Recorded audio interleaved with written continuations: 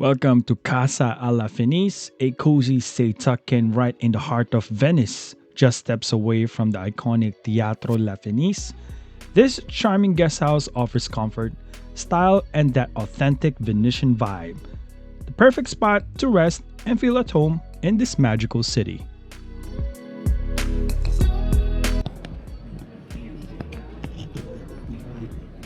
Maddie and I will go exploring Saint San Marcos or Saint Mark's Square, and hopefully we'll see the bookstore, right? And eat some food. The boys are staying home. Are you cold? And yes, since I am working partially on the day of this Friday, my wife and Maddie will head out and hunt some books, food, and some sightseeing with mother and daughter time. And right in the heart of Venice stands Chiesa de San Salvador, a stunning Renaissance church filled with history, art, and peace. Its grand architecture and timeless beauty make it a quiet escape from the busy Venetian street, a true hidden gem worth visiting. Walking through Venice feels like stepping into painting. Every bridge, every canal tells a story. Gondolas glide gracefully beneath you as music drifts through the air. Each turn bridges another breathtaking view until you finally arrive at St. Mark's Square, the heart of Venice, full of history, life, and timeless beauty. Venice is a paradise for seafood lovers, from fresh squid ink pasta to grilled octopus and sweet Venetian clams. Every bite and tastes like the sea. The flavors are simple yet rich, perfectly capturing the soul of this floating city. Welcome to Liberia Acqua Alta, one of the most unique and charming bookstores in the world. Right here in Venice, Italy, tucked along a quiet canal, this place is every book lover's dream. Stacks of books fill every corner, not just on shelves, but in the bathtubs, gondolas, and even boats to protect them from Venice's famous floods. As you wander through the narrow aisles, you'll find the books in every language, old, new, and each carrying a story of its own. Don't miss the famous staircase made entirely of old books. Climb it for the beautiful view of the canal.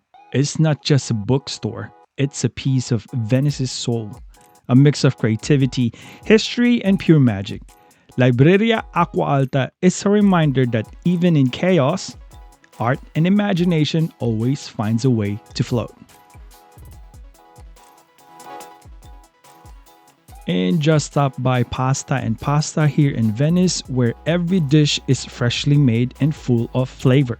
The pasta's texture, the sauce, everything feels homemade, simple, authentic, and absolutely delicious. Check them out. Flashlight.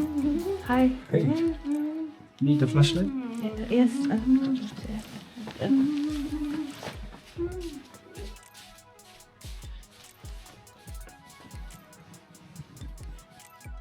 Just in case.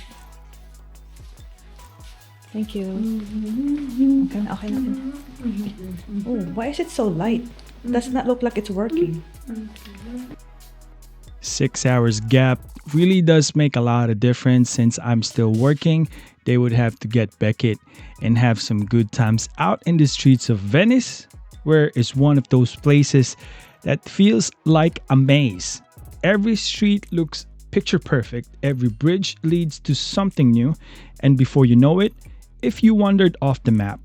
That's why Google Maps became our best friend here. It's not perfect. Sometimes it gets a little confusing with all the canals and narrow alleyways, but it's definitely a lifesaver when you're trying to find your way back or get to your next stop. Even with maps guiding us, I couldn't really resist to getting lost a little bit. The streets of Venice are too beautiful not to explore freely. The old buildings with their faded colors, tiny bridges over calm canals, and quiet corners that suddenly open up to breathtaking views. It's pure magic. Every turn feels like stepping into a storybook. No exaggeration. After a long walk, we found the perfect reward, a scoop of creamy gelato that Maddie and Beckett went for chocolate and pistachios. Honestly, it's perfect. The chocolate was rich and smooth, while the pistachio had the nutty sweetness, and that tasted so fresh. Venice has this charm that's hard to describe. It's beautiful, chaotic, romantic, and peaceful at once. Whether you're following Google Maps or just instincts, every step here feels like part of an adventure.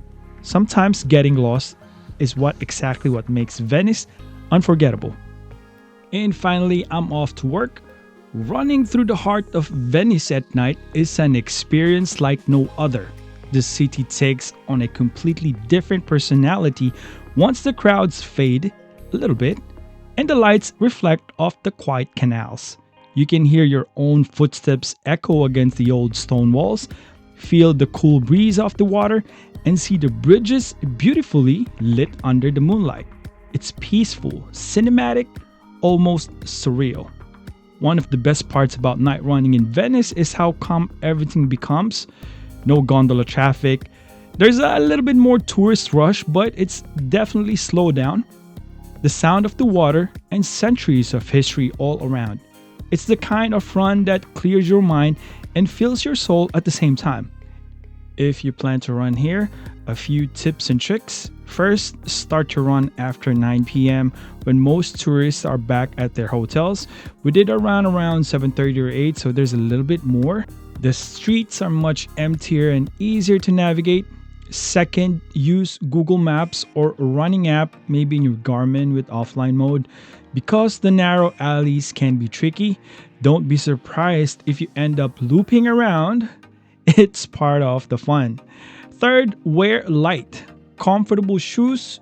The stone pavements can be uneven and slippery near the canals. Fourth, always carry a small water bottle or know where you are nearest cafe or fountain. And lastly, don't focus too much on pace. Focus on the view. Running here is less about distance and more about the experience. As you cross the bridges and see the reflection of the city lights dancing on the canals, you realize this isn't just a run.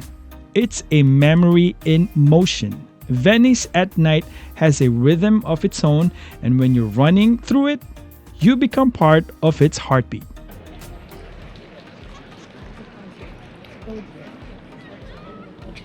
Yo, if you're gonna run here, man, you got to be in early morning or very late at night because there's massive tourists all over the place.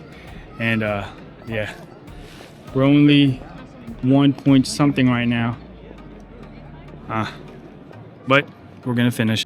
And just to throw in a little more advice for those fast runners, if you really want to run around 7 or 8 p.m., you might want to hit the pier side since it's more or less congested. But as our time comes to close, I can't help but feel grateful for every moment here in Venice. The winding canals, the charming bridges, and the lively piazzas. From sipping espresso in one of the most oldest cafe in the world, and also the creamiest gelato, every experience has been unforgettable. Venice isn't just a city, it's a feeling, a story, a dream you get to walk through. Thank you for joining us on this magical journey. Until next time, keep exploring, keep dreaming, and let the beauty of the world inspire your own adventures. This is your main boy. Peace out.